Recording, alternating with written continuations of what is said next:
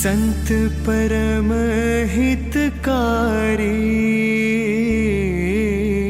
संत परम हितकारी, जगत माहे संत परम हितकारी। संत परम हितकारी, जगत माहे संत परम हितकारी, जगत माहे संत परम हितकारी।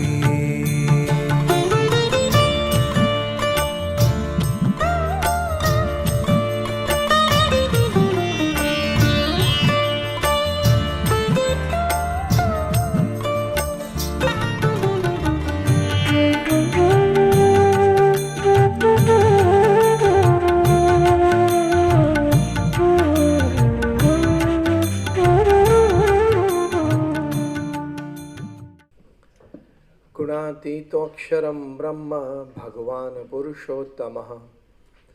जनो जानन्निदं सत्यं मुच्यते भवबन्धनात्। श्री स्वामीनारायण भगवाननी जय, अक्षर पुरुषोत्तम महाराजनी जय, प्रमुख स्वामी महाराजनी जय, महंत स्वामी महाराजनी जय। With prostrations at the divine feet of Bhagavan Swaminarayan, my Guru Hari, Param Pujya Pramukh Swami Maharaj, and my Pragat Guru Hari, Param Pujya Mahant Swamiji Maharaj, my heartiest Namaskar, Jai Shri Krishna, Jai Swaminarayan, Jai Jinendra, to all the members, especially to the administrators of the Lions Club King Circle, and the other organizations who have come together for a wonderful event today on Sunday morning. Well, the topic shared with me today is excellence, ethics, and eternity. Let me share a wonderful natural happening. You'll be surprised to know that coal, graphite, and diamond are real brothers. Coal, graphite, and diamond are real brothers because all three of them are made up of carbon and nothing except carbon. But there is a big difference in their market values and the values in the hearts and minds of people. One brother of this size can buy another brother truckloads. They being real brothers, rather triplets. Why this difference? The difference is worth understanding. When the carbon atoms, they come together in a haphazard way, the final product is a coal.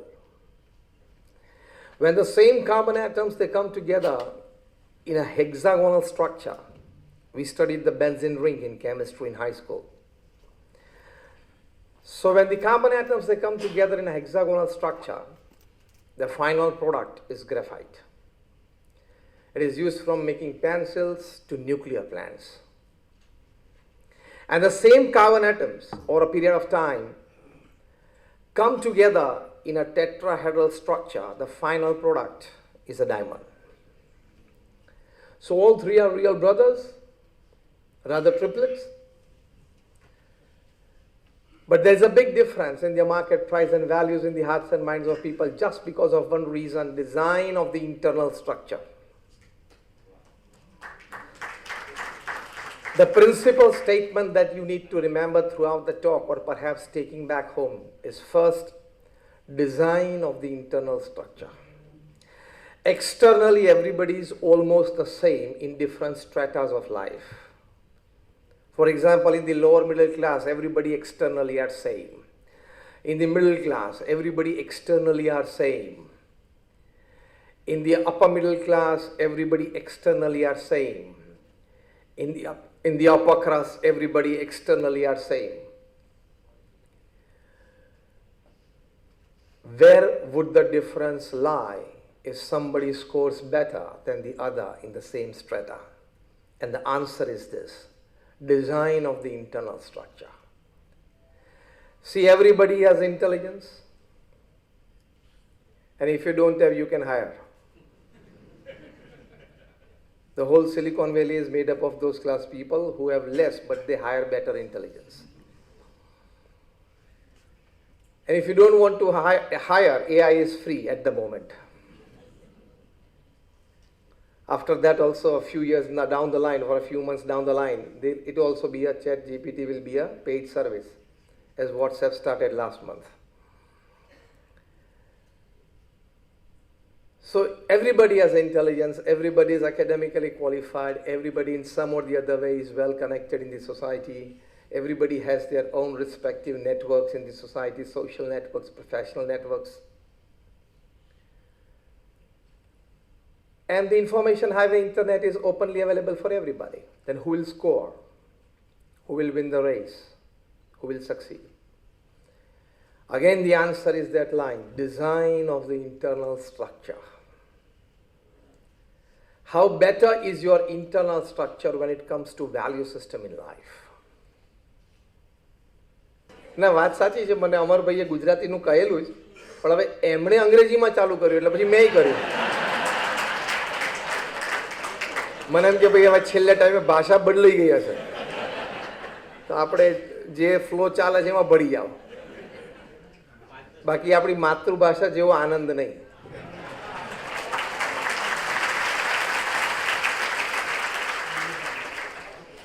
એટલા માટે કે આપણે આપણી માતૃભાષામાં સમૃદ્ધતા પણ એટલી છે.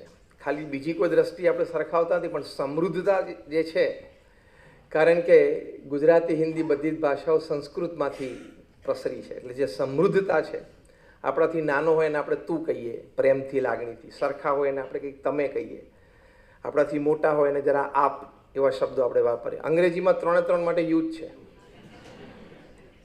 એટલે એ ગરીબ ભાષા છે. અને અંગ્રેજીમાં એમ કહીશ માય બ્રધર ઇન લો, તો સાળો કે બનાવી એ પ્રશ્ન થાય આપણને. અને આપણી ભાષામાં બે માટે વર્ડ છે. એટલે સમૃદ્ધતા આપણી ભાષામાં છે, સૌંદર્ય પણ છે, ને આપણા હૃદય સાથે ને આપણા ડીએનએમાં છે, એટલે એમાં જ મજા આવે. તો આપણે વાત કરતા હતા કે ડાયમંડ, ગ્રેફાઇટ અને કોલ ત્રણેય સગા ભાઈઓ છે, દે આર ટ્રિપલેટ્સ.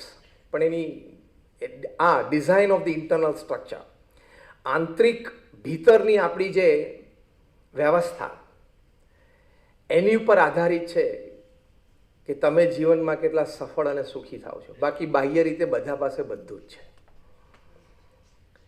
કોઈક વ્યક્તિ સાયકલ નવી આવે તો પણ ખૂબ આનંદને પામે છે, અને કોઈક વ્યક્તિ હુન્ડાઈ કાર નવી લાવે તો એમ થાય કે હજી બાજુવાળા પાસે જે મર્સિડીઝ છે ને એ તો આપણે બાકી છે.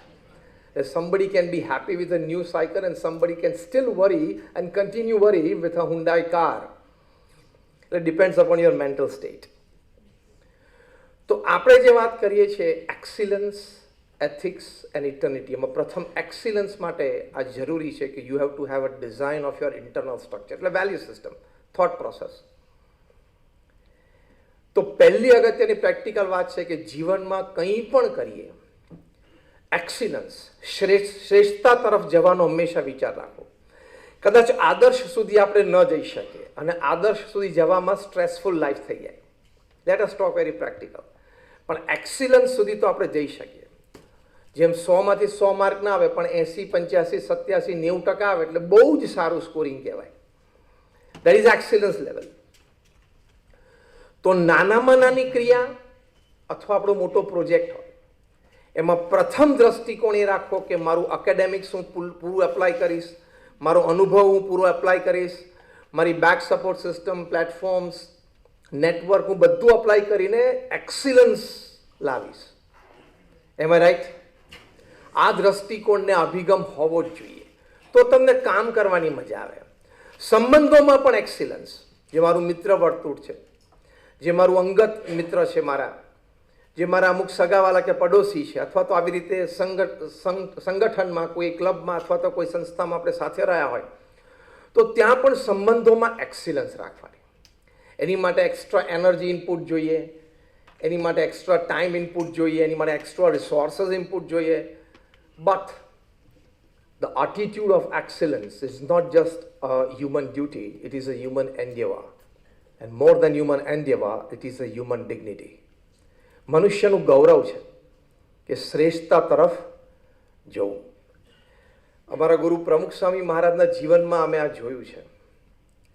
હું એમનો પ્રસંગ તમને એટલા માટે કહું છું કે one of the most extraordinary achievers upon this અર્થ, પ્રમુખ સ્વામી મહારાજે સિંગલ હેન્ડેડલી, અત્યારે આપણે કોઈ એક સંસ્થામાં અહીંયા બેઠા છીએ, એક વ્યવસ્થામાં, આવા નાના મોટા 1300 hospital, hostel, school, college, community centre, સંસ્કાર કેન્દ્ર, મંદિર અને અક્ષરધામ સિંગલ હેન્ડેડલી ઊભા કર્યા. He was a one man organisation, એક વ્યક્તિ સંસ્થા હતા. તમારામાંથી ઘણા બધા અક્ષરધામ જોયું હશે, ગાંધીનગર યા Delhi, just raise your hands. બધાએ. એના નિર્માતાની હું વાત કરું છું. 1300 જમીન ઉપર 1300 પ્રોજેક્ટ. બોમ્બેમાં તમારા કોઈ શ્રેષ્ઠ ડેવલપર, બિલ્ડર મિત્ર હોય ને પૂછજો તો ખરા કે 1300 જમીનો આંખથી જોઈ છે ખરી? પ્રમુખ સ્વામી મહારાજે 1300 જમીન ઉપર 1300 પ્રોજેક્ટ પૂરા કર્યા, અને એ પણ નોન રેસિડેન્શિયલ, નોન કમર્શિયલ. બાંધીને વેચવાના નહોતા, સમાજની સેવામાં મૂકવાના હતા. અને એક સંસ્થા તો ફિઝિકલી કન્સ્ટ્રક્શન ત્યાં ઊભી થઈ જાય, એને ચલાવવા માટે ડેડિકેટેડ માણસો મળવા, એ સંસ્થાઓ ચલાવવી, દિન પ્રતિદિન સંસ્થાની પ્રગતિ કરવી is another challenging job, rather a more challenging job.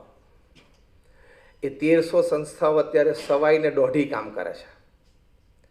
એટલે અતિ સફળ વ્યક્તિ. બહુ ઓછા ધર્મગુરુ એવા હશે કે જેમણે 1300 સંતોને દીક્ષા આપી. Pramukh Swami is one of them. 1300. એમાંથી 1000થી પણ વધારે સંતો graduates, post graduates, chartered accountants, doctors અને એન્જિનિયર્સ. એમાંથી 150થી પણ વધારે સંતો born American and British citizens. એમાંથી 50થી પણ વધારે સંતો Ivy Leagues, Stanford, Harvard, Carnegie Mellon, Yale, કિલોંગમાં ભણેલા, એવી સારી ઇન્સ્ટિટ્યૂટ્સમાં. એટલે જે અનબિલિવેબલ સક્સેસ છે ને, ઘણી વખત ફિઝિકલ સ્ટોરી જે દેખાય એવી સ્થૂળ સ્ટોરી એમાં સક્સેસ હોય, પણ હ્યુમન રિસોર્સિસમાં સક્સેસ મેળવો ને એ બહુ જ ઓછા લોકોને ભાગ્યમાં હોય છે. એ પણ એમને કર્યું. એમના જીવનમાં એક્સિલન્સની વાત કેવી હતી.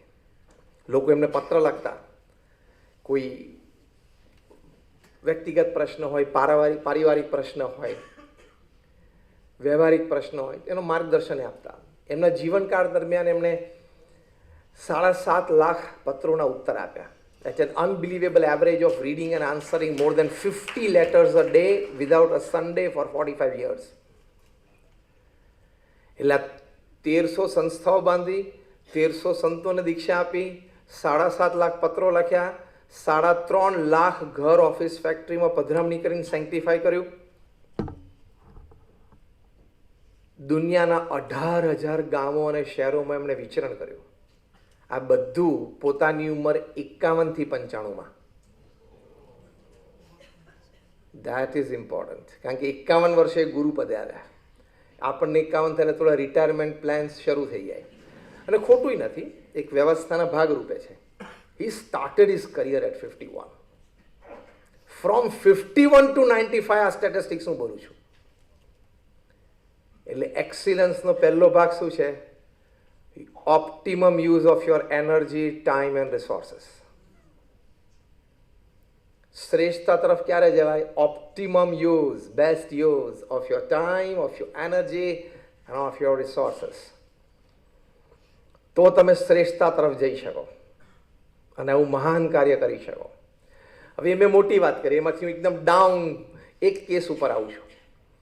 પ્રમુખ સ્વામી મહારાજ યુકેમાં હતા, નોટિંગહેમમાં. આઈ એમ ટોકિંગ ઓફ 2000ની સાલની વાત, જ્યારે એમની ઉંમર 80 વર્ષની હતી. ત્યાં અમારી યુવા શિબિર ચાલુ હતી. એક પત્ર એમને મળ્યો. હવે પત્ર પોસ્ટકાર્ડ હતો. ખેડ બ્રહ્મા પાસેથી કોકે લખેલો. એડ્રેસમાં લખેલું પ્રમુખ સ્વામી મહારાજ, સ્વામિનારાયણ મંદિર, શાહીબાગ, અમદાવાદ. એટલે પોસ્ટકાર્ડ અમદાવાદ પહોંચી ગયું.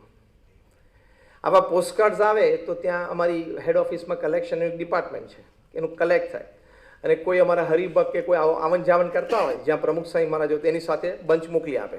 કોઈને, કારણ કે એ તો કોન્સ્ટન્ટ 15 દિવસે એમની જગ્યા બદલાય એટલે બંચ મોકલી આપે. આ બંચમાં પોસ્ટકાર્ડ નોટિંગહેમ ગયું. પ્રમુખ સ્વામી મહારાજે પોસ્ટકાર્ડ વાંચ્યું, એક અક્ષર ઉકલે નહીં, ખાલી પોણી શબ્દ ઉકલે, એટલે પાણીના બદલે પોણી લખેલું, વોટર, પાણી. 11 વખત પોણી શબ્દ એ પોસ્ટકાર્ડમાં લખેલો હતો. પ્રમુખ સ્વામી મહારાજે પ્રયત્ન કર્યો, 8-10 જણાને વંચાવ્યું, તમે આ કોનો પત્ર છે અને આ શું લખે છે અને પ્રશ્ન શું છે. આટલી મોટી સંસ્થાના ધર્મગુરુ, એક વિશ્વવિખ્યાત વ્યક્તિત્વ, રોજના 50 ઇનકમિંગ આઉટગોઈંગ લેટર્સ, આવું કોક આવે ને તો એટલી બધી તસદી લે નહીં કે ભાઈ હવે એની ઈચ્છા હશે ફરી એક અલગ છે એમ. But that was not Pramukh Swami. See excellence in work, I am talking of that subject. એ પત્ર 3 દિવસ સુધી લગભગ 7-8 વ્યક્તિઓ વાંચ્યો, કોઈને ઉકલ્યો નહીં. પછી પ્રમુખ સ્વામી મહારાજ કીધું લાવો મારી પાસે, મને એક વિચાર આવ્યો છે. પ્રમુખ સ્વામી મહારાજે પોસ્ટલ સ્ટેમ્પ જોયો, એ વાંચ્યું તો એમાં ખેડ બ્રહ્મા લખેલું હતું અને નામ ખાલી વંચાતું હતું કે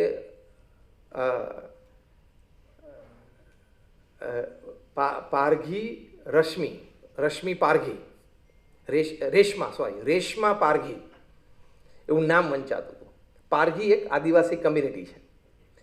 એટલે પ્રમુખ સ્વામી મહારાજે નોટિંગહેમથી ખેડ બ્રહ્મા અમારા સંત શ્રીરંગ સ્વામીને ફોન કર્યો કે પોસ્ટકાર્ડ મને મળ્યું છે અને એની ઉપર સ્ટેમ્પ ખેડ બ્રહ્માનો છે, એટલે તમે જે વિસ્તારમાં વિચરણ કરો છો એ વિસ્તારમાંથી આ પોસ્ટકાર્ડ આવ્યું છે અને રેશમા પારઘી કોઈ વ્યક્તિ આ પત્ર લખ્યો છે, બાકી કંઈ ઉકલતું નથી. પાણી શબ્દ લખ્યો એવું લાગે છે, 11 વખત પોણી શબ્દ લખ્યો છે, પાણીના બદલે પોણી. શ્રીરંગ સ્વામીએ કીધું કે સ્વામી, ખેડ બ્રહ્માની આજુબાજુ ઉત્તર ગુજરાતમાં 84 ગામો છે આદિવાસીના, પણ પારઘી જ્ઞાતિ ધરાવતા હોય છે, એક સેક્ટ, સબસેક્ટ ઓફ ધીસ, એના 4 ગામ છે. પ્રમુખ સ્વામી મહારાજે કીધું કે તમે 4 ગામમાં જાઓ અને ત્યાં બધાને ભેગા કરીને જાહેર કરો કે આ પત્ર કોણે લખ્યો છે અને એને શું કામ છે. See, great men are great.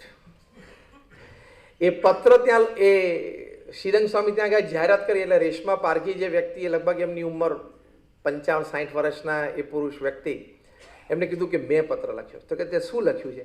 તો કે અમારા ગામમાં વોટર પંપ બગડી ગયો છે ને, તો પાણી નથી, તો વોટર પંપ રિપેર કરાવે કાં તો અમને નવો કરાવી આપે, એવો પ્રમુખ સાહેબને પત્ર લખ્યો છે. શ્રીરંગ સ્વામીએ નોટિંગહેમ ફોન કરીને પ્રમુખ સાહેબ મને જણાવ્યું કે આ પ્રશ્ન છે. પ્રમુખ સાહેબ મને કીધું કે તમે એના ગામ જાઓ, 2 એન્જિનિયર લઈને જાઓ અને વોટર પંપ તપાસ કરો, જો રિપેર થઈ શકતો હોય સારી રીતે તો રિપેર કરાવી આપો, અને રિપેર ન થઈ શકે એવું હોય તો નવો નંખાવી આપો. નવો નંખાવીને પછી મને મેસેજ કરો અથવા તો ફોન કરો કે જે કંઈ રિપેર થઈ ગયો છે, પાણી ગામમાં ચાલુ થઈ ગયું છે અથવા તો નવો નંખાવી દીધો છે.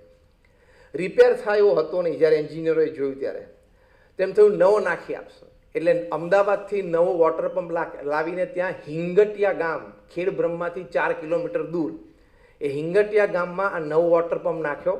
પ્રમુખ સ્વામી મહારાજને ફેક્સ કર્યો કે નવો વોટર પંપ હિંગટિયા ગામમાં રેશમા પારઘીએ જે પત્ર લખ્યો નાખી આપ્યો છે. પછી પ્રમુખ સ્વામી મહારાજે પેલું પોસ્ટકાર્ડ ફાડ્યું. This is called excellence in work. શ્રેષ્ઠતા, કર્મઠતા, ચાલશે, વાંધો નહીં આવે, જે આપણા ઇનબિલ્ડ ડીએનએના શબ્દો છે ને બધા. પ્રમુખ સ્વામી મહારાજ એક સૂત્ર બોલતા હતા, I am quoting in word to word and letter to letter. I use to say, આ કામ હું 2 સેકન્ડ પછી કરું એવો વિચાર આવે એને આળસ કહેવાય. આ એમની વ્યાખ્યા હતી આળસ. એટલે 1300 સંસ્થા ઊભી કરી. અને આપણે તો પછી એમ કરે પછી સાંજે 4 વાગે મળને, પણ અત્યારે હજી 10 જ વાગ્યા સવારે, તો 6 કલાકની ક્યાં ગેપ પાડી દે છે. એટલે એક્સિલન્સ ઇન વર્કમાં આપણે 2 વાત સમજ્યા. એક, optimum use of energy, time and resources. જે કંઈ ભગવાને આપણને 70-80 વર્ષનું જીવન આપ્યું છે, જે સમય આપ્યો છે, જે બુદ્ધિશક્તિ, જે આવડત અથવા જે બીજા સંસાધનો, રિસોર્સિસ છે આપણી પાસે, એનો ઓપ્ટિમમ યુઝ કરવો. બહુ જ એક સરસ અંગ્રેજીમાં પુસ્તક લખાણું છે, ડાય હંગ્રી. ડાય હંગરી એટલે શું કે જેટલા તમારા સારા વિચારો છે ને જેટલી સારી પ્રવૃત્તિ કરવી છે ને જેટલું સમાજ માટે, દેશ માટે, ધર્મ માટે જે કંઈ સારું કામ કરવું છે ને બધું કરી નાખજો. તમારાથી ના થાય ને તો તમારા વિચારો કોઈને આપી દેજો. પણ તમારા વિચારો અને તમારા સંસાધનો લઈને તમે સ્મશાનમાં ન જતા. જેટલા ફૂલફિલ થાય એટલે તમે ફૂલફિલ કરજો અને ના થાય તો કોકને લેખિત આપતા જજો કે ભાઈ તારાથી થાય તો આમાંથી જેટલું થાય એટલું તું કરજે, મારો સમય હવે પૂરો થઈ રહ્યો છે. અને આમાંથી કંઈક બાકી રહેતું તું થર્ડ જનરેશનને પાસ ઓન કરજે. બહુ જ સરસ આ પુસ્તક છે. ટોડ હેનરીએ લખ્યું છે ડાય હંગ્રી, એટલે ભૂખ્યા મરવાનું. એટલે પેલા ખાવામાં પેટમાં ભૂખ્યા નહીં, વિચારો, ભાવનાઓ એનાથી ભૂખ્યા થઈ ગયા એટલે બધું જ ઠાલવી દેવાનું એમ. That is called excellence. અને પ્રમુખ સાહેબ મારે જે નિર્માણ કર્યું શિકાગોમાં ભવ્ય પથ્થરનું મંદિર થયું. આઈ એમ ટોકિંગ ઓફ 2004. એક વખત વ્હાઇટ એક અમેરિકન આર્કિટેક્ટ ત્યાં આવ્યા હશે વિઝિટર, જોયું oh my God what an architecture, beauty, carvings. તરત એ પાછા ગયા અને અમેરિકન ઇન્સ્ટિટ્યૂટ ઓફ આર્કિટેક્ટ્સમાં જઈને એને પ્રેઝન્ટેશન આપ્યું કે જો આ 3-4 ફોટોગ્રાફ હું પાડી લાવ્યો છું. 70 આર્કિટેક્ટ્સ એક સાથે વિઝિટ કરી એ લોકોએ મંદિર જોઈને ત્યાં જ ફોયરમાં ઉભા રહી નક્કી કર્યું કે AIA અમેરિકન ઇન્સ્ટિટ્યૂટ ઓફ આર્કિટેક્ટ્સનું એવોર્ડ ઓફ એક્સિલન્સ આ પ્રોજેક્ટને અપાય અને આપ્યું એ લોકોએ. એવોર્ડ માટે આપણે કામ નથી કરવાનું, સમજજો, પણ કામ એવું હોવું જોઈએ કે એવોર્ડ આપનારાની નજર ત્યાં ચોંટી જવી જોઈએ. કામ આપણે નિસ્વાર્થ ભાવે કરવાનું છે, કર્મ આપણે નિર્ગુણ ભાવે કરવાનું છે. એના આપણે અધિકારી પણ નથી, એની ફળની અપેક્ષા પણ નથી, પણ કરવું એવું કે લોકોને પ્રેરણા મળે. એવોર્ડ માટે નથી કરતા, પ્રેરણા માટે તો ચોક્કસ કરવું કે અન્યને આવી સારી પ્રેરણા મળે. તો ધીસ ઇઝ કોલ્ડ એક્સિલન્સ, શ્રેષ્ઠતા તરફ જવું. તમે જો 1979માં ઈસરોએ નક્કી કર્યું કે આપણે SLV મોકલવું પડે, સ્પેસ લોન્ચ વ્હીકલ, અને ત્યાં શ્રીહરિકોટા રેન્જ ઉપર બધું ગોઠવાયું અને ફાઇનલ કાઉન્ટડાઉન શરૂ થયું. 10, 9, 8, 7, 9 અટક્યું.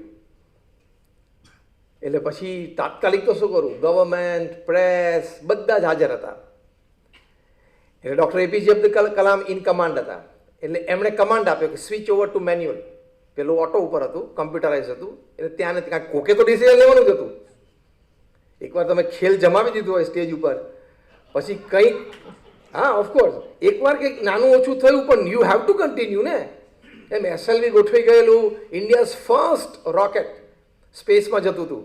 પછી એ લોન્ચ વ્હીકલ હતું, પછી એની ઉપર આપણે સેટેલાઇટ મૂકીને લોન્ચ કરી શકીએ, પણ પહેલાં એના વ્હીકલનું ટેસ્ટિંગ હતું. એટલે somebody had to take the decision. પછી એ રિસ્ક તો રિસ્ક વોટ એમના કેમ કે ના ચલો પછી જોઈન કરશું, તો that was not the thing. Doctor કલામે રિસ્પોન્સિબિલિટી લઈને પોતે ઓથોરાઇઝ હતા એ ડિસિઝન લેવા માટે, એટલે એમણે ડિસિઝન લીધું કે change over to manual, go manual. એટલે ફરી એક 10, 9, 8, 7 કરીને 1 આવ્યું એટલે સ્વિચ દાબી ગયું ઉપર, લગભગ થોડા ફૂટ ઉપર ગયું 1000 ફૂટ, ત્યાંથી પછી પ્લન્જ થયું, સીધું બે ઓફ બેંગાલમાં પડ્યું. એટલે એક લીડિંગ નેશનલ ન્યૂઝપેપર એને ટાઇટલ પેજ ઉપર મૂક્યું કે India's mission to moon, space rather, no it was not moon, India's mission to space misses space by 98%. અપમાનજનક નેશનલ એટલે ટાઇટલ ઉપર લખેલું. એ વખતે ડૉક્ટર કલામ શોક થઈ ગયા. Now see excellence and ethics. Professor Satish Dhawan જે ઈસરોના ચેરમેન હતા એ નજીક આવ્યા અને કલામ સાહેબના ખભા ઉપર હાથ મૂક્યો. બહુ આમ હુંફાળો હાથ, પેલું કે ને આશ્વાસનનો હાથ ખભા ઉપર. અને કલામ સાહેબને કીધું you go in, I will face the press. મીડિયાને હું ફેસ કરું છું, તમે અંદર જતા રહો. કલામ સાહેબ અને એમની ટીમને અંદર મોકલી દીધી અને પ્રોફેસર સતીશ ધવન મીડિયા કોન્ફરન્સમાં બેઠા અને it was fire from media, કારણ કે બહુ હાઇપ તો કરેલી જ હતી આઈટમ એ, અને ખોટું નહોતું. આવી મોટી વાત દેશ માટે પ્રથમવાર થતી હતી એટલે એનો પ્રચાર થાય. બધો બ્લેમ સતીશ ધવને લીધું કે as chairman of ISRO I am responsible. We are sorry, I say sorry to my કન્ટ્રીમેન. બહુ લાગણીથી કે મારા દેશવાસીઓને હું માફી માગું છું કે I have we didn't live up to your expectation, but give us one more chance. નમ્રતાથી એ બધું પણ મીડિયામાં છપાયું. પ્રેસ કોન્ફરન્સમાંથી પાછા જઈને પ્રોફેસર સતીશ ધવને અબ્દુલ કલામ સાહેબને કહ્યું, start preparing for the project again today at 4 PM. સાંજે 4 PM લેબોરેટરી ચાલુ કરી દો. બીજા જ વર્ષે 1980ની સાલમાં હવે નક્કી થયું કે હવે પ્રેસ્ટિજિયસ લોન્ચ કરવું છે. ખાલી SLV નહીં, લોન્ચ વ્હીકલ નહીં, એની ઉપર સેટેલાઇટ મૂકીએ છીએ. એટલે પહેલું ભારતનું સેટેલાઇટ રોહિણી એની પર મૂકાણું. રોહિણી સેટેલાઇટને લઈને SLV-3 લોન્ચ થયું 1980માં. અને અગેન કલામ સાહેબ પોતે જ ઇન્ચાર્જ ઓફ ધ પ્રોજેક્ટ, એ પોતે ત્યાં બેઠા હતા અને કમ્પ્યુટર શરૂ થયું લોન્ચ, અને પરફેક્ટ 10 to 0 અને લોન્ચ ગયું અને સેટેલાઇટ લોન્ચ થયું. India launch its first indigenous satellite. Now see the climax of the story. Kalam સાહેબ આમ જોતા હતા, તાલીઓ પાડતા હતા, અને મીડિયાએ બધાએ કેમેરા, વિડીયો બધું લીધું. મીડિયાએ કીધું કે વી વોન્ટ ટુ ઇન્ટરવ્યૂ, તમે આમાં કંઈક બોલો. કલામ સાહેબે આમ પાછળ જોયું, બાજુમાં જ સતીશ ધવન ઊભા હતા, એ ગેરહાજર હતા. સતીશ ધવનના સેક્રેટરી કીધું કે સર એવું કહીને ગયા છે કે યુ બ્રીફ ધ મીડિયા.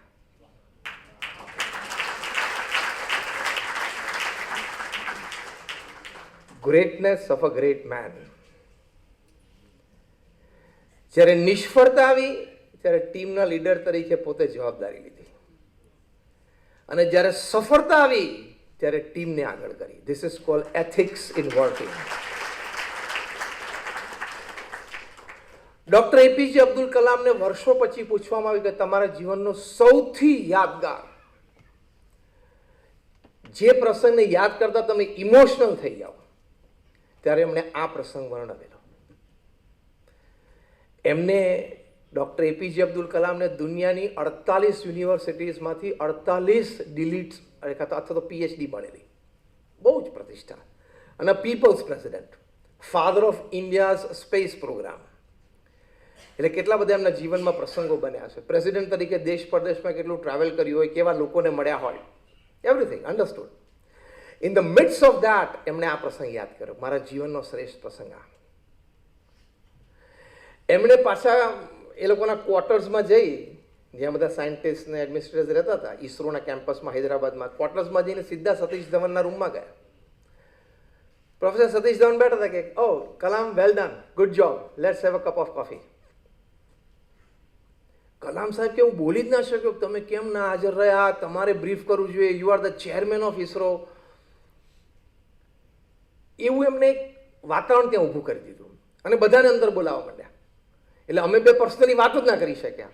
એમનો ઇન્ટેન્શન જ એવો હતો કે હું એમની સાથે પર્સનલી રીતે વાત ન કરી શકું.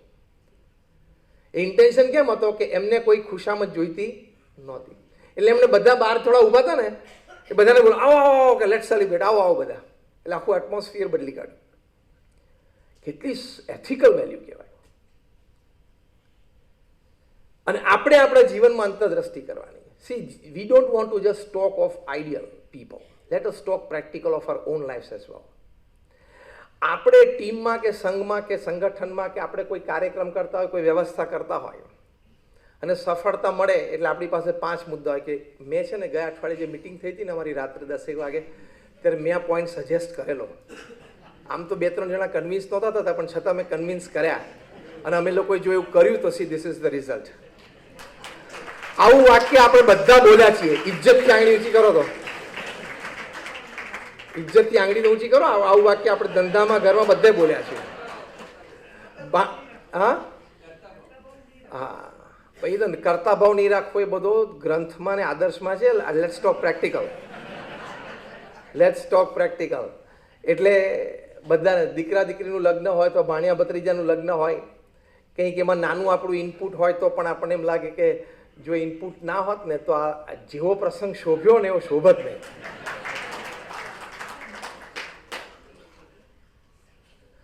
પેલા બિચારાએ 100માંથી 9 કામ એણે કર્યા. આપણે 1 કરી આપ્યું હોય, એમાં આપણે 1નું કામનું જશ 9 ઉપર સવાર થઈએ ને એટલું બધું લઈએ. અને ત્યાં લગ્ન પ્રસંગે ચોરીને આજુબાજુ 10 મહેમાનોને કહીએ કે ગઈકાલે પછી આ લોકોના પ્રશ્ન થયેલો, સાંજે પછી હું આવી ગયો, રાત્રે હું 12 વાગ્યા સુધી રોકાણો, ત્યાર તો તૈયાર થયું.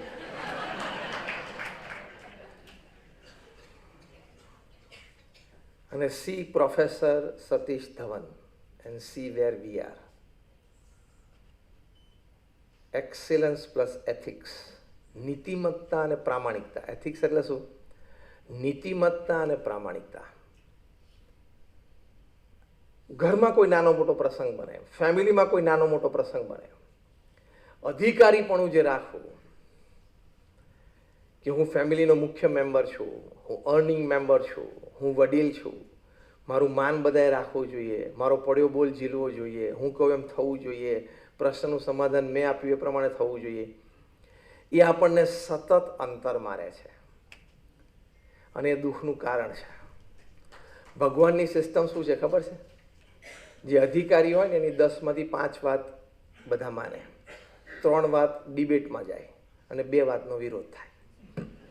આ સિસ્ટમ છે દુનિયાની. અધિકારી શ્રેષ્ઠ છે અને શાણપણે યુક્ત છે એની કસોટી પહેલા 5માં નથી થતી, બીજા જે 3 ને 2 છે ને એમાં થાય છે. The colors that you get in your life in terms of happiness and satisfaction when there is success doesn't describe you. The colors that come out of you, your facial expression, body language and words, when things don't go your way, describes you.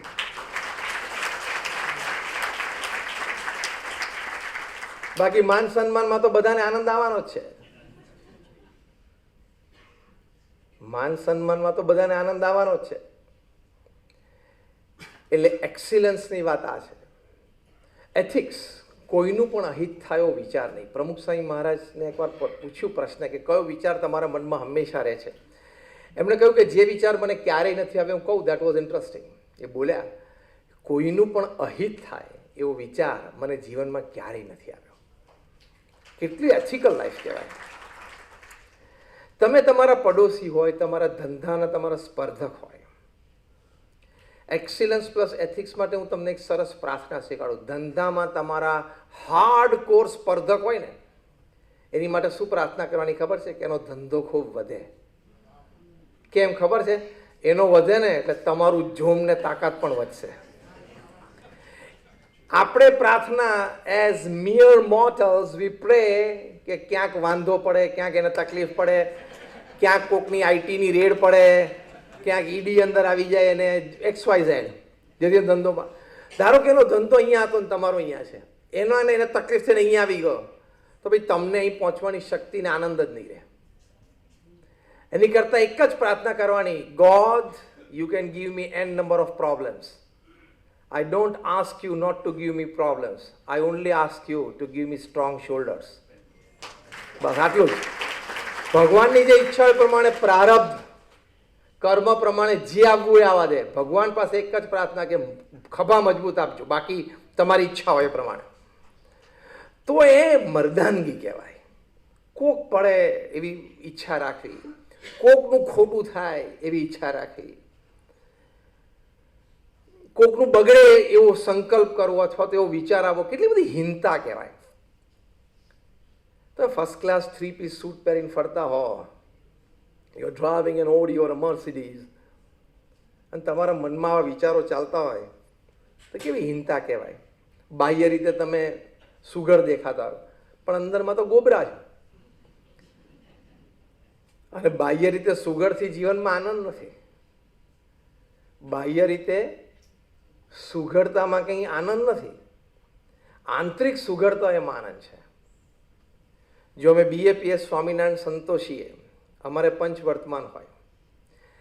પહેલું નિર્લોભ, અમે પૈસાને અડતા નથી, અમે પૈસા રાખતા નથી, અમારે પોતાનું બેંક એકાઉન્ટ નથી, અમે બોલવાના પૈસા નથી લેતા, બરાબર છે ને?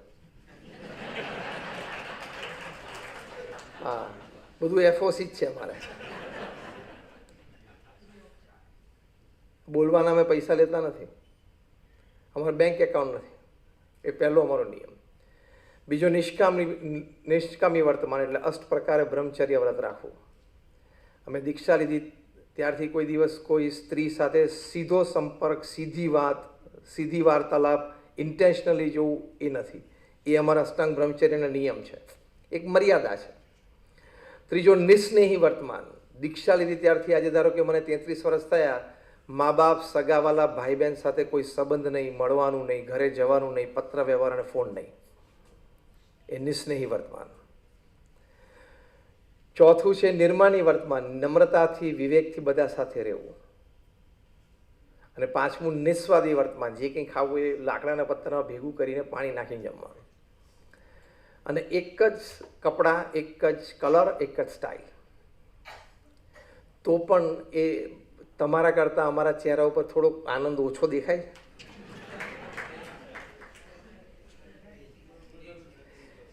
આનંદ આંતરિક વૈભવમાં છે, બાહ્ય તો ઓછું વધતું હોય. મેક્સ નો ડિફરન્સ. દાદર રેલવે સ્ટેશન ઉપર સુનારા વ્યક્તિ પણ આખી જિંદગી ટોપ કાઢે છે, અને મેનહટનમાં 38માં માળે $2 બિલિયન વ્યક્તિઓ, થોમસ લીની હું વાત કરું છું, સુસાઇડ કરે છે. અને એ પણ 78 વર્ષની ઉંમરે સુસાઇડ. 35-40 વર્ષે કરે એટલે સુસાઇડ તો ખોટું જ છે. કારણ કે 35-40 વર્ષે આપણે સમજાય કે પ્રશ્નો બહુ હશે. 78 વર્ષે બીજું તો શું રહ્યું હોય? $2 બિલિયન માણસ. એની માટે કહેવાતું હતું, he was the envy of Wall Street. અને anything that he touched turn into gold.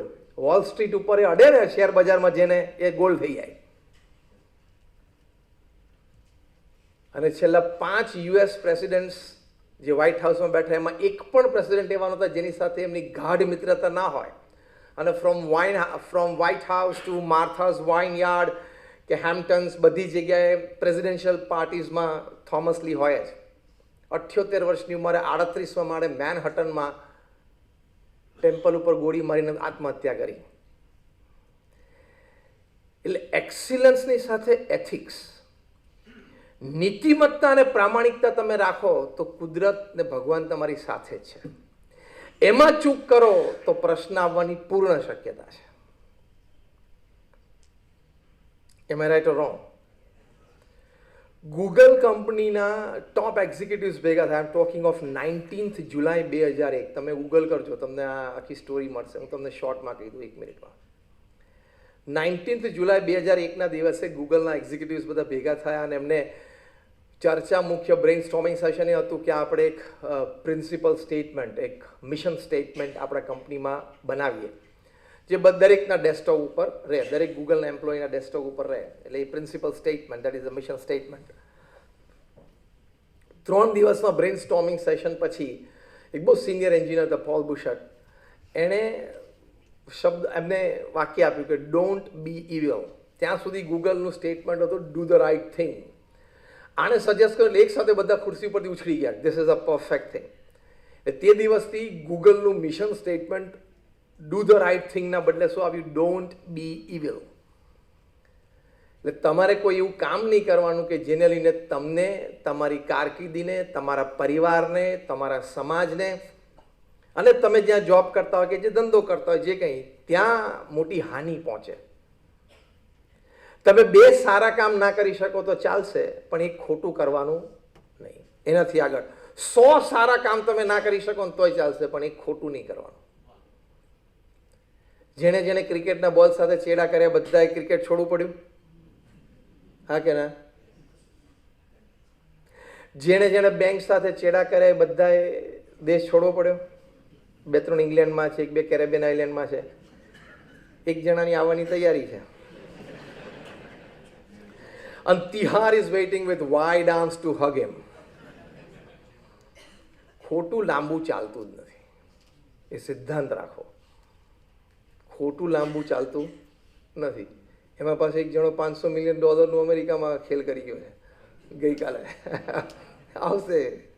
પેલી તો બહુ મોટી કંપની છે બ્લેક રોક, તો એટલે તો દુનિયાના ભૂગર્ભમાંથી એને કાઢશે બહાર. What I mean to say is કે નીતિમત્તા અને પ્રામાણિકતા છોડીને કોઈ કાર્ય ન કરવું, તો તમને જીવનમાં હંમેશા આનંદ રહેશે. તો તમે બધાની વચ્ચે રહી શકશો. ગમે તે વ્યક્તિ કે ગમે તે સમાજની વચ્ચે આંખમાં આંખ નાખીને ઉન્નત મસ્તકે જીવી શકશો કે I have not done anything wrong in my life. મેં કંઈ જીવનમાં ખોટું નથી કર્યું. એ જીવનનો શ્રેષ્ઠ આનંદ છે. ક્રેડિટ્સ પણ એમાં છે. ક્રેડિટ્સ ક્યાં છે? એથિક્સમાં. ઘણા બધા કરોડોપતિ લોકો હોય પણ એવું નામ આવે ને તો લોકો કે ના ના એની જોડે ધંધો ના કરાય, ટોપી ફેરવશે, અથવા તો જે કંઈ આના સિનોનિમ શબ્દો જેટલા પૃથ્વી પર ચાલતા હોય ગમે તે બોલે.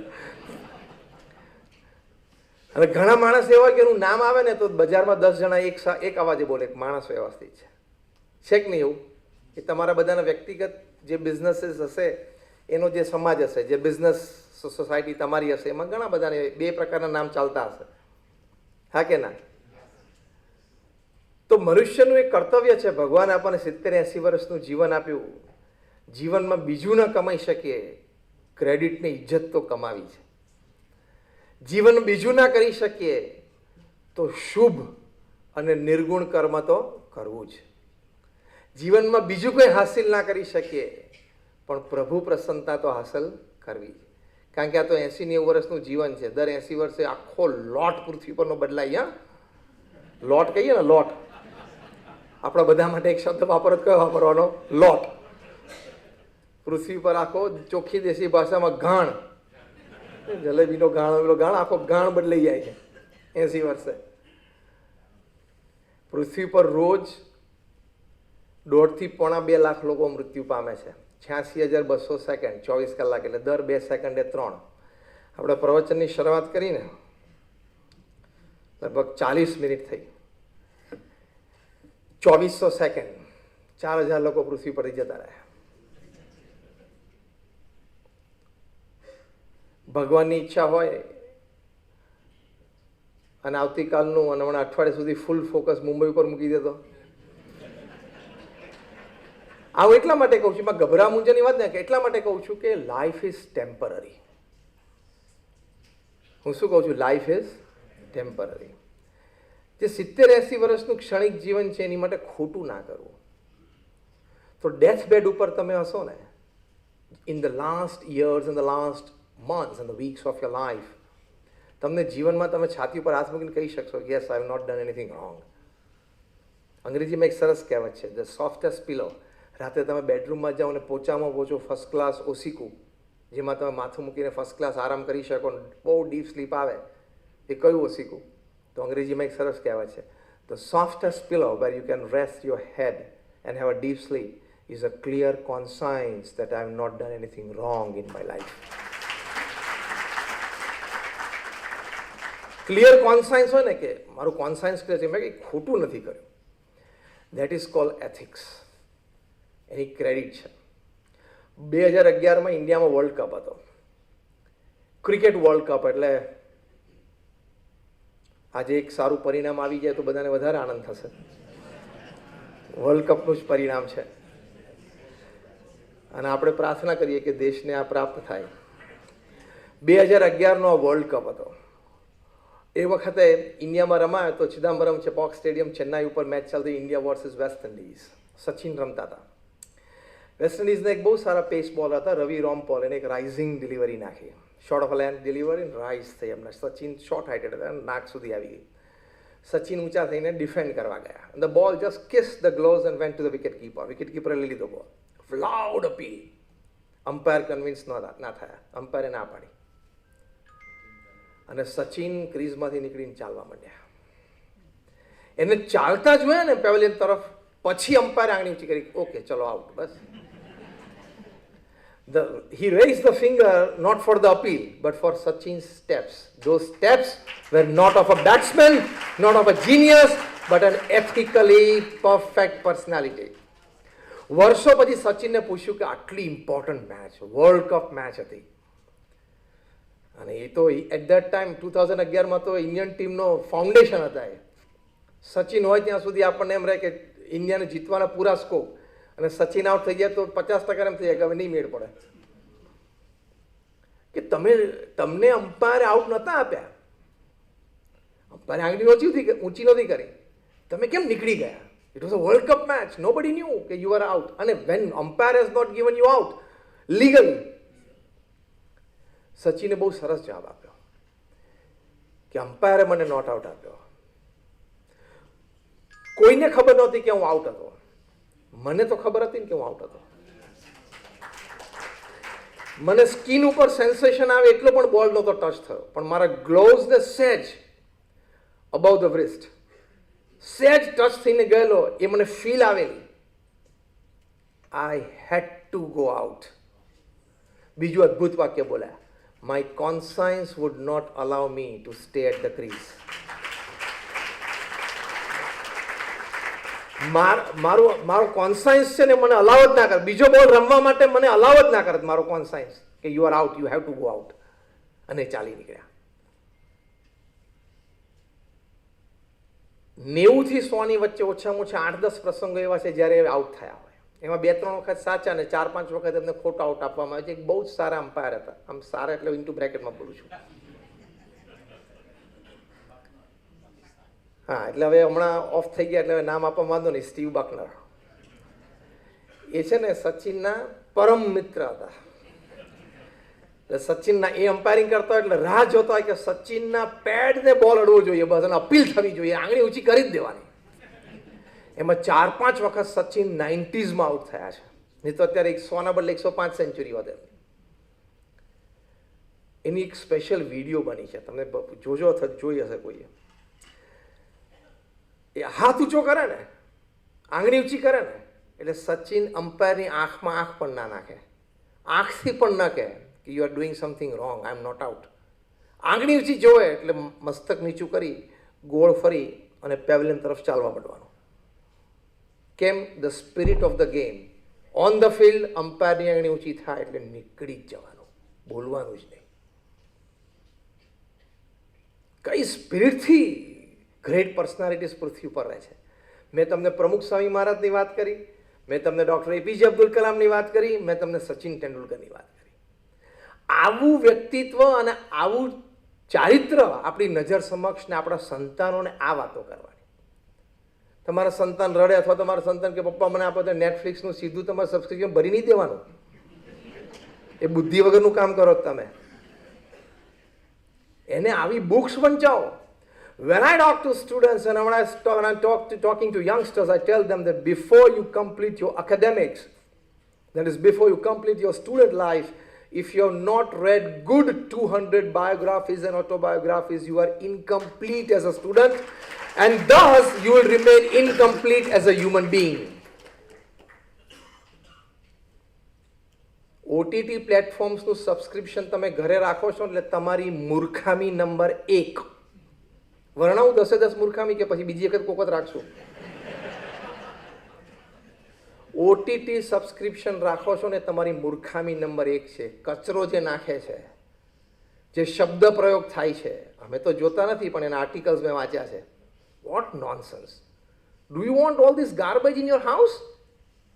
તમારા ઘરનું વાતાવરણ, તમારા ઘરની વ્યવસ્થા બગાડે એવું આટલું બધું ગાર્બેજ. એક પણ ઓટીટીનો એપિસોડ એવો નથી કે તમે ફેમિલી બધા સાથે બેસીને જોઈ શકો. મર્યાદાઓ તૂટે જ. શું જોઈએ તમે સબસ્ક્રિપ્શન ભરો? આમ તેમ કહો કે ના આપણે બુદ્ધિશાળી હોશિયારી બધું ખબર પડે. આ મુખ્ય વસ્તુ ખબર નથી પડતી. રાત્રે 2 વાગે કોક તમારો દરવાજો ખખડાવે તો સીધું ખોલી નાખો. હા કે ના? પેલા આયોલમાંથી પીપ કરો કે ભાઈ માણસ કોણ છે, અને અજાણ્યો માણસ લાગે તો ખોલો. તો ઓટીટી ખોલીને બેસો તો અજાણ્યા માણસોને અજાણ્યા ડાયલોગને અજાણ્યા શબ્દો એ સીધા જ ઘરમાં ને મગજમાં આવવા દો છો. વાત સમજ્યા હોય ને તો આજે ઘરે જઈને સબસ્ક્રિપ્શન કાઢી નાખજો તો સંસ્કાર ટકશે, નહીં તો નહીં ટકે. કચરપટ્ટી શું ઘરમાં રાખો છો? ટાઈમ પાસ કરવા. ટાઈમ પાસ કરવા માટે કેટલું રીચ મટીરિયલ છે. સદવાંચન કેટલી મોટી સરસ પ્રવૃત્તિ, તમને એથિકલ વેલ્યુઝ જીવનમાં શીખવાડે. એની ટેવ પાડો ને. Your 5 OTT subscriptions doesn't show your wealth. Your 200 book personal home library shows that you are wealthy. પૈસાની દ્રષ્ટિએ વાત નથી કરતો, હા, તમારા સંસ્કારની દ્રષ્ટિએ વાત કરું છું. એ એથિક્સ, એ નોર્મ્સ, એ ડિસિપ્લિન્સ. તો એ નીતિમત્તા અને પ્રામાણિકતાની વાત છે. એટલે દેટ ઇઝ કોલ્ડ એથિક્સ.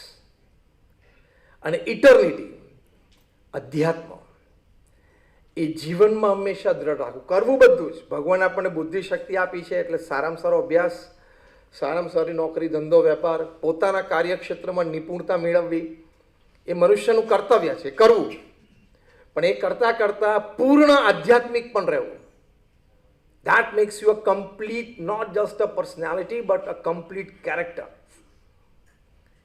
એટલે જીવનમાં બધું જ રાખવાનું, ઓલ કલર્સ ઓફ લાઈફ. એક એક કલર આપણે સિંગલ જોઈએ તો આપણે જોવાનું મન ના થાય, પણ પેલા 7 કલર સીધા સ્કાયમાં આવી જાય એક સાથે તો આમ જોવાનું મન થાય કે સૌંદર્ય આમ કેટલું સરસ લાગે છે, પ્લેઝન્ટ. એમ જીવનમાં પણ દરેક કલર્સ રાખવાના.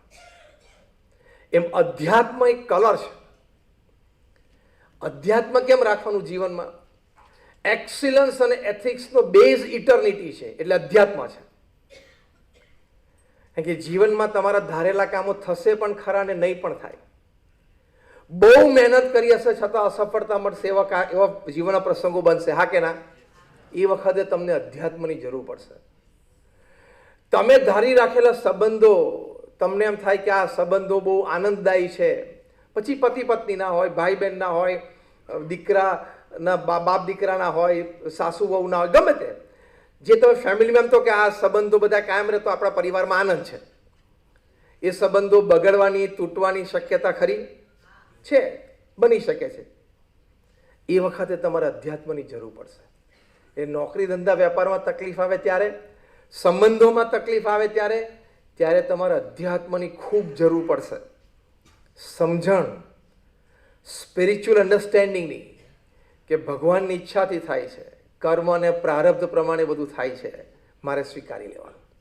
એ વખતે તમે સ્વીકારી ના શકો ને તો સ્ટ્રેસમાં આવી જાઓ, ઝઘડા કરો, કોઈ અયોગ્ય પગલું લઈ બેસો અને આત્મહત્યા પણ કરી નાખો. એ વખતે આધ્યાત્મની જરૂર પડે છે. Most important aspect. પ્રમુખ સ્વામી મહારાજ 1992માં ત્યાં ગાંધીનગરમાં, જ્યારે અમારું ગાંધીનગર અક્ષરધામનું ઇનોગ્રેશન હતું, એ વખતે ત્યાં અમેરિકામાં ઇન્ટરનેશનલ ફિઝિશિયન્સ કોન્ફરન્સ હતી. એટલે અમે લોકો ત્યાં જઈને એમને આમંત્રણ આપ્યું કે તમે અક્ષરધામ જોવા માટે આવ્યો. એટલે બધા આવેલા. અમે ઓસ્ટ્રેલિયા સિડનીથી એક બહુ સારા ફિઝિશિયન હતા, ડૉક્ટર નેવિલ હેકર. એ પોતે ટીમને લીડ કરીને અક્ષરધામ આવેલા. એમણે પ્રમુખ સ્વામી મહારાજ સાથે બહુ સરસ વાર્તાલાપ કર્યો. એમણે પ્રમુખ સ્વામી મહારાજને કહ્યું, સાહજિક વાર્તાલાપમાં હું આ રીતે ઓપરેશન કરું છું, એટલે he was like a physician, surgeon જ હતા. પ્રમુખ સ્વામી મહારાજ એમને પૂછ્યું કે સાહેબ તમે ચર્ચમાં જાઓ છો? કારણ કે ક્રિશ્ચન હતા, એટલે કે તમે ચર્ચમાં જાઓ છો?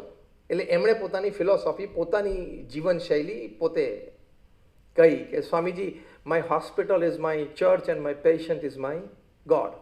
ફાઇન, દરેકની પોતાની જીવનશૈલી અને વિચારધારા હોય. પણ પ્રમુખ સ્વામી મહારાજે એક બહુ સરસ પ્રશ્ન પૂછ્યો. એમના પગની જમીન ખસી ગઈ.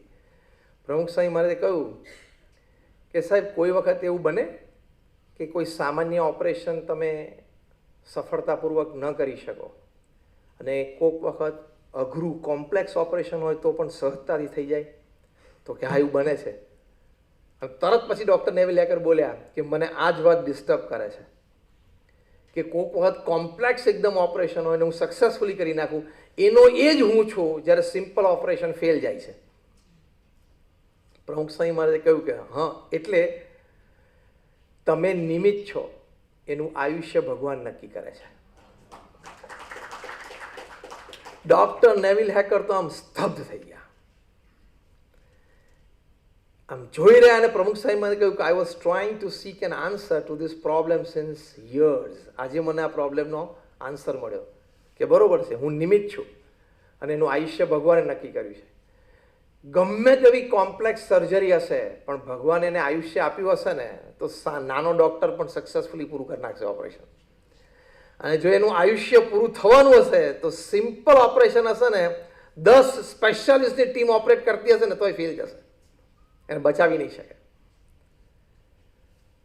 એટલે પ્રમુખ સ્વામી મહારાજે ડૉક્ટર નેવિલ હેકરને કહ્યું કે ભગવાન નક્કી કરે છે આયુષ્ય, તમે નિમિત્ત છો, તમારે તમારું કર્મ શ્રેષ્ઠતાથી કરવું.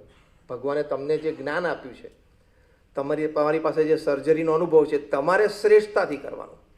સમજણ એ રાખવાની કે ભગવાન પરિણામ નક્કી કરે છે, બસ. કેટલી શાંતિ રહે.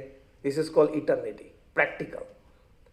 આપણે ભગવાનને પ્રાર્થના કરીએ, તપ ઉપવાસ કરીએ, વ્રત કરીએ, બધા પાછળનો હેતુ આ છે કે આવી સમજદારી, સમજદારી ના આવે ને ત્યાં સુધી બધા સાધન નકામા છે. સાધનની સિદ્ધિ સમજદારીમાં છે. અને સમજદારી યથાર્થ આવ્યા પછી સાધન ઓછા વધતા હોય ને તો પણ જીવન સરસ ચાલે. Eternity is a sense of deep spiritual understanding. Neville હેકરે ત્યાં જ પ્રમુખ સ્વામી મહારાજને નમીને એકદમ ભાવપૂર્વક he bowed down and said કે સ્વામી, today I found the answer to my problem that was in my mind since years. તો જો આ ઇટર્નિટી છે. તમે જો અધ્યાત્મ એટલે આપણે કોઈ પણ સાધન કે તમે નામ સ્મરણ કરો, તમે ધર્મસ્થાનમાં દર્શન કરવા માટે જાઓ. અત્યારની જનરેશન છે ને જે મિલેનિયાસ અને પછી જેનઝી, હા આલ્ફા, હવે બીટા આવશે, 2029 પછી જે જન્મશે ને એ બધા જનરેશન બીટામાં આવશે. એની વાત તો જે આપણને ખબર નથી, જન્મે પછી વાત છે. એને બધાની આવી બધી ઘણી બધી ફિલોસોફી હોય. વાય ગો ટુ અ મંદિર,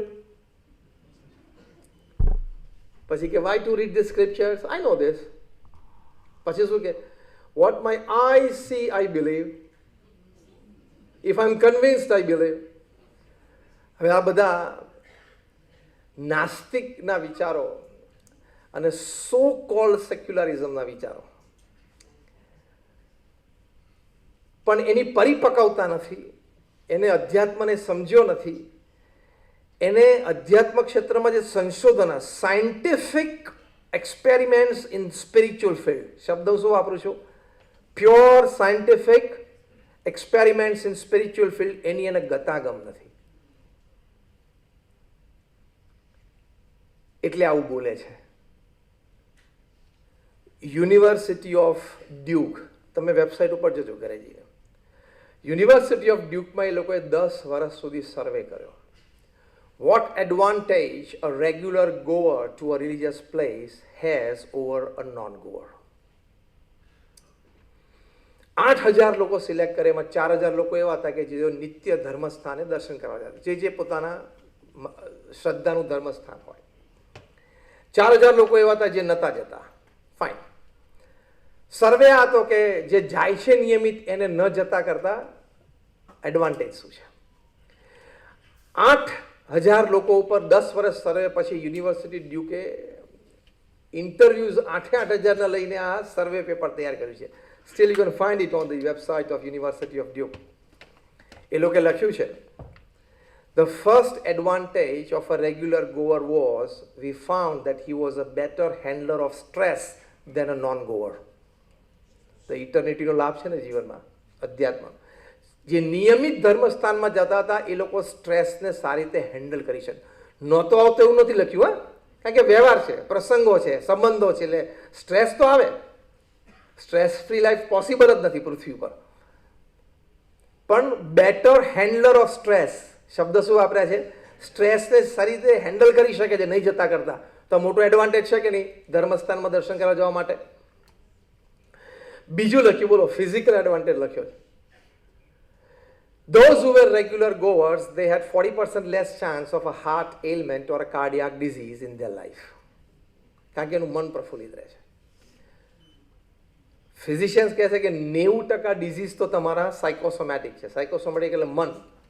તમારું મન અસ્વસ્થ હોય ને એટલે તમારા શરીરમાં એવા હાર્મોન્સ રિલીઝ થાય, તમને દુખે છે, કેળ દુખે છે, પગ દુખે છે, માથું દુખે છે, મજા નથી આવતી.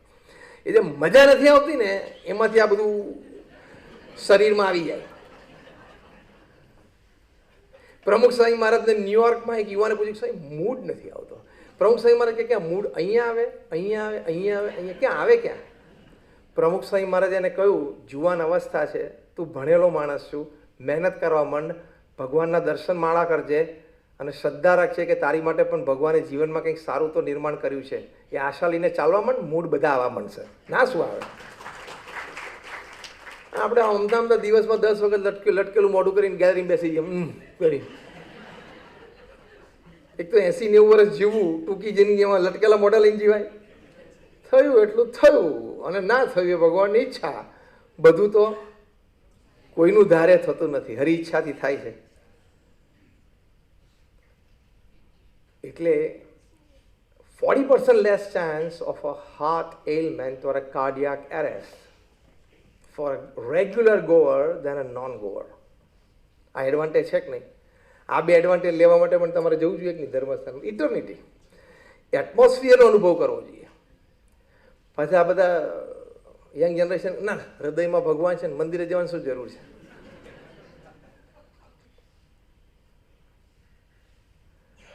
પણ એને આ બધી ઇકોસિસ્ટમ, આનો એડવાન્ટેજ, ત્યાંનું એટમોસ્ફિયર, આમાં જે સર્વે ને એક્સપેરિમેન્ટ્સ, આ તો મેં તમને સર્વેને વાત કરી, એક્સપેરિમેન્ટ્સ થયેલા છે કે તમે જ્યારે ભગવાનનું નામ સ્મરણ કરતા હોય તમારા બોડીમાં જે હાર્મોન્સ રિલીઝ થાય એની તમારા બોડી ઉપર ઇમ્પેક્ટ કેવી છે, તમારા માઇન્ડ ઉપર ઇમ્પેક્ટ કેવી છે, તમારા ઇન્ટરનલ સાઇક ઉપર એની ઇમ્પેક્ટ કેટલી છે.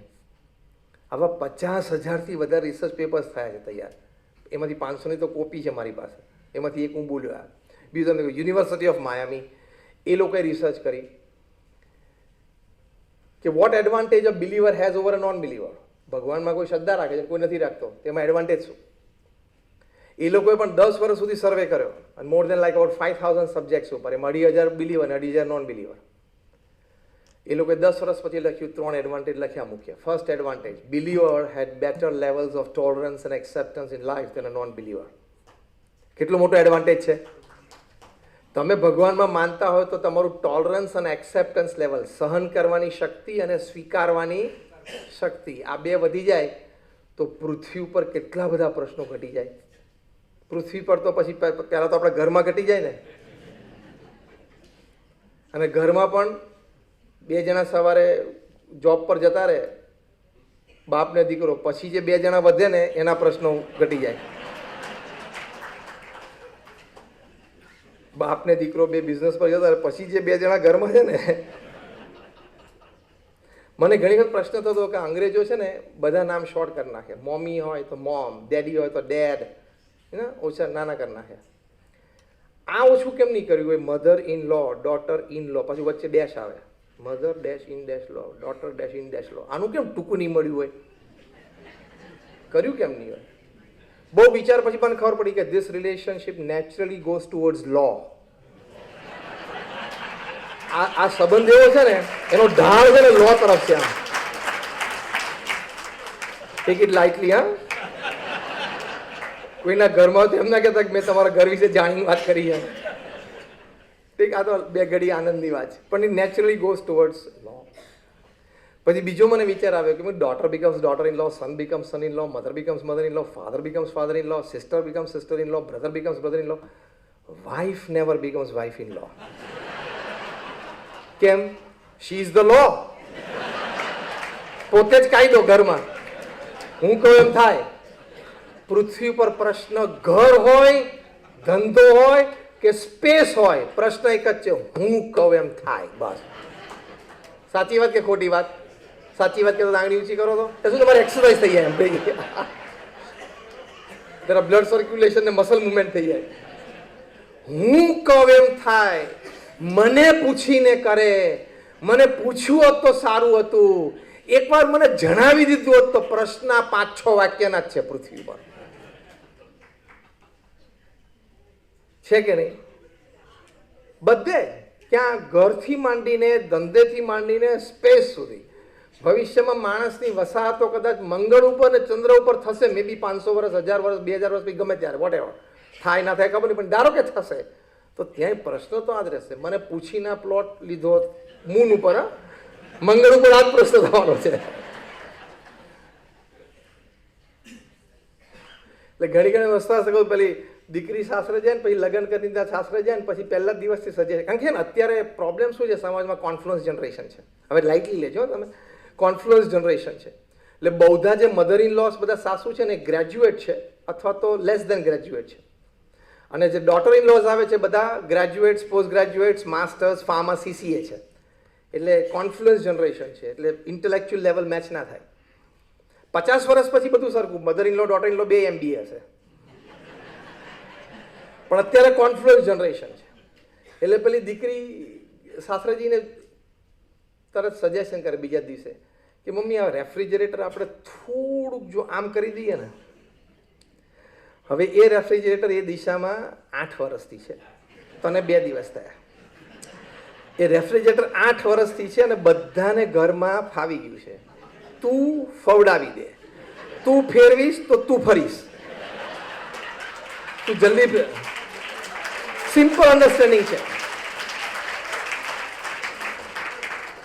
ફવડાવી દેવું ને એ ઇટર્નિટી છે, તો લાંબે ગાળા સુધી સંબંધો ચાલશે. ખ્યાલ આવ્યો? ફવડાવી દેવું. અને આ જ સલાહ તમારી દીકરીને આપવાની સાસરે વળાવો ત્યારે, કે બેટા ફવડાવી દેવાનું. તકલીફ તો આવશે, બોલી પણ જશે. સાસુ સસરા વઢે ત્યારે સામું નહીં બોલવાનું, એ સંસ્કાર આપવાના.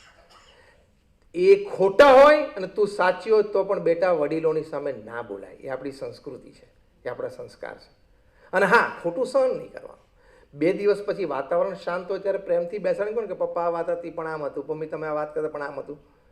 તો એ સાસુ સસરાને પણ લાગે કે દીકરી ભણેલી પણ છે ને સંસ્કારી પણ છે. પણ તમે ખોટી જ સલાહ આપો છો વળાવતી વખતે દીકરીને કે બેટા ચિંતા ના કરતી, કંઈક હોય તો કે 2 કલાકમાં આવી જશું. What nonsense, total nonsense. તમારે એટલું જ કહેવાનું બેટા સહન તો કરવું પડશે, કહેવું જ પડશે, નહીં કહો તો પ્રોબ્લેમ વધવાનો જ છે. You will have to tell and it is eternal truth. સહન કરવું એ ઇટર્નલ ટ્રુથ છે, એ શાશ્વત હકીકત છે. દરેક જનરેશને થોડું સાચું પણ સહન કરવું પડે અને થોડું ખોટું પણ સહન કરવું પડે, એ જીવન છે. વડીલો તરફથી ખોટી વાત આવે તો એકવાર સહન કરી જ લેવું પડે, એ યંગર જનરેશનની જવાબદારીમાં આવે છે. તમારી દીકરી સાસુ સસરા સામે હાથ લાંબો કરીને એક શબ્દ બોલી એટલે તમારા ઘરની ઇજ્જત ગઈ, તમારા સંસ્કાર ગયા. All her degrees, Har CA, Har pharmacy, Har CS, Har computer science, whatever she is, goes to dustbin. કચરપટ્ટી થઈ ગઈ. ભણી પણ વડીલોનો આદર રાખતા તો આવડતું નથી. નહીં તો ઘરની મર્યાદાઓ કેવી રીતે ટકશે? સમાજની વ્યવસ્થાઓ કેવી રીતે ટકશે? હા, એક લિમિટ ક્રોસ કરી જાય પછી intervention is fine, accepted. Let's talk practical. પણ નાની વાતોમાં અને રોજ સાંજે તમે ફોન કરો બેટા શું કર્યો, રોજ સાંજે 25 મિનિટ તમે તમારી દીકરી સાથે વાત કરો. અમેરિકામાં 300 ડિવોર્સ લોયર્સની મિટિંગ થઈ. What are the principal reasons of divorce among young couples? Young કપલ્સમાં ડિવોર્સિસ થાય છે 25, 28, 30, 32, 35. એનું મુખ્ય કારણો શું? 300 ડિવોર્સ લોયર્સની 3 દિવસનું બ્રેઇન સ્ટોર્મિંગ સેશન હતું. કન્ક્લુઝન પેપરમાં એ લોકોએ 10 કારણો લખ્યા. એમાં one of the reasons, over involvement of the mother in her in-lose house. દીકરીની માતાનું એના સાસરામાં વધારે પડતું ઇન્વોલ્વમેન્ટ. કહી દેવાનું બેટા હવે તારું એક ઘર છે, તારે ત્યાં શોભાવાનું છે, થોડું સહન કરવું પડશે, પણ મોટું પણ રાખજે, વડીલોનો આદર રાખજે, સાસુ સસરા બીમારો તો સેવા કરજે. અને નાની વાતે શીખવાની કે એ બીમારો એના ઘરમાં એની રૂમમાં તું થાળી મૂકવા જાય ત્યારે થાળી પછાડવાની નહીં. આમ talking very small and important point, કારણ કે the noise also has a message. એમ રાઈટ ઓર રોંગ? આ બધું ઇટર્નિટીમાં આવે. અધ્યાત્મ એ ખાલી ભગવાન નથી. અધ્યાત્મ એટલે સુવ્યવસ્થિત જીવન, એ પણ અધ્યાત્મ જ છે.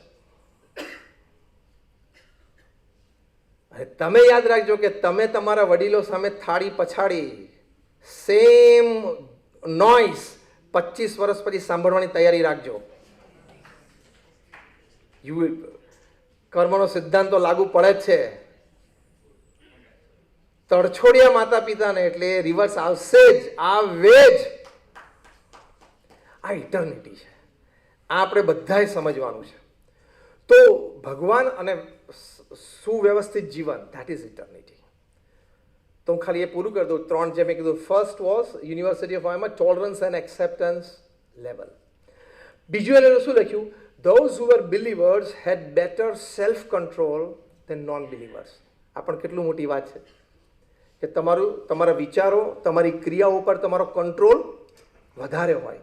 સહેજ કંટ્રોલ ખોઈ બેસે, એમાં માથામાં મારી દે, પેલું કરે, ખૂન કરી નાખે, પ્રશ્ન થાય છે કે નહીં? અને ત્રીજી વાત લખી કે those who were believers were better off in pursuing their short-term and long-term goals than non-believers. તો જે 3 એડવાન્ટેજ લખ્યા, આ 3 કેટલા મોટા એડવાન્ટેજ છે?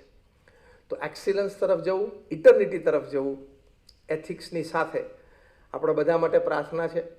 આપણને બધાને ભગવાન આવી સદબુદ્ધિ આપે, સદવિચાર આવે, અને બીજું જીવનમાં કાંઈ ન થાય ને એટલું થવું જોઈએ કે અંત સમયે આપણે આપણી છાતી ઉપર હાથ મૂકીને એટલું બોલી શકવા જોઈએ, yes, I lived my life. બસ એટલું થાય ને તો પણ ઘણું છે. Thank you very much. Prayers for all of you.